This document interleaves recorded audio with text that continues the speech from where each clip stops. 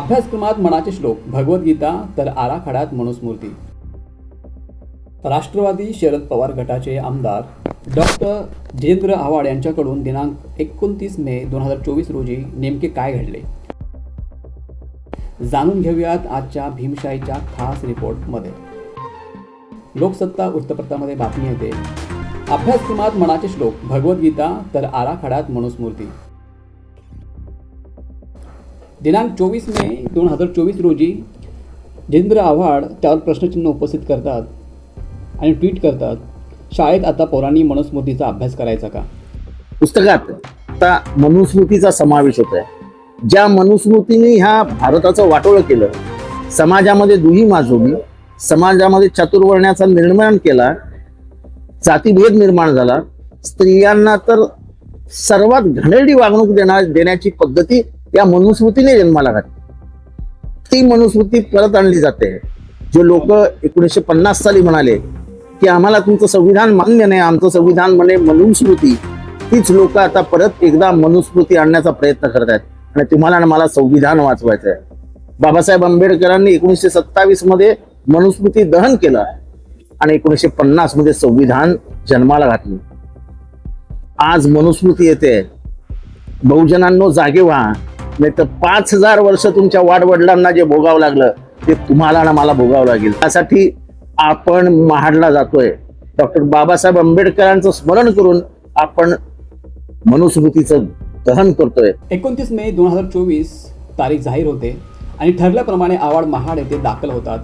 कार्यक्रमाला सुरुवात होते, भाषणे होतात आणि नंतर त्यांच्या हातात मनुस्मृतीचा कागद कार्यकर्त्याकडून दिला जातो आणि नकळत आव्हाड साहेब तो पेपर फाडताना त्यांना मीडिया कव्हरेजमुळे कळते आपण फाडलेल्या मनुस्मृतीच्या कागदावर बाबासाहेबांचाही फोटो आपण फाडला आहे हे लक्षात येते आणि लगेच काही वेळातच साहेब संध्याकाळी पुन्हा एक व्हिडिओ ट्विट करत जाहीर माफी मागतात.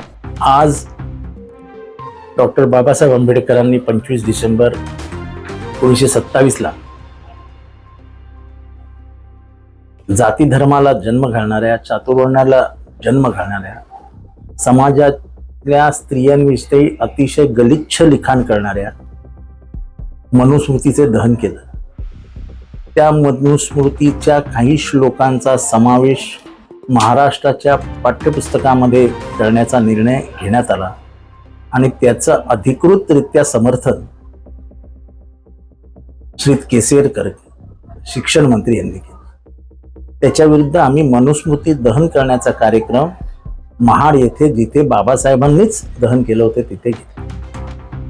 हे करत असताना रागाच्या भरात अनावधानाने माझ्याकडनं आणि काही कार्यकर्त्यांकडनं मनुस्मृतीवरती लिहिलेलं दिसल्यामुळे पोस्टर फाडण्यात आलं, ज्याच्यावरती बाबासाहेबांचा फोटो होता. आम्ही मुळीच मुद्दामून केलं नाही. रागाच्या भरात, मनुस्मृतीवरतील रागाच्या भरात हे सगळं घडलं आणि मी त्याबद्दल उघडपणाने माफी मागतो. मी त्याच्यात उघडपणाने म्हटलं आहे की मी लीन होऊन, नतमस्तक होऊन ह्या प्रकरणाबद्दल कार्यकर्त्यांकडनं माझ्याकडनं झालेल्या चुकीबद्दल माफी मागतो.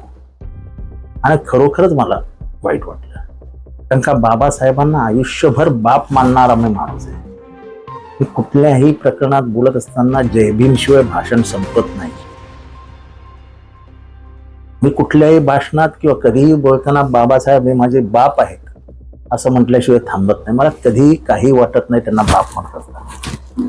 त्या बापाचं पोस्टर माझ्या हातनं फाडलं जाणं किंवा त्यांचा फोटो फाडला गेले की नाही हे मला माहित नाही, पण तरीही जे काय झालं असेल मला अत्यंत वेदनादायी आहे.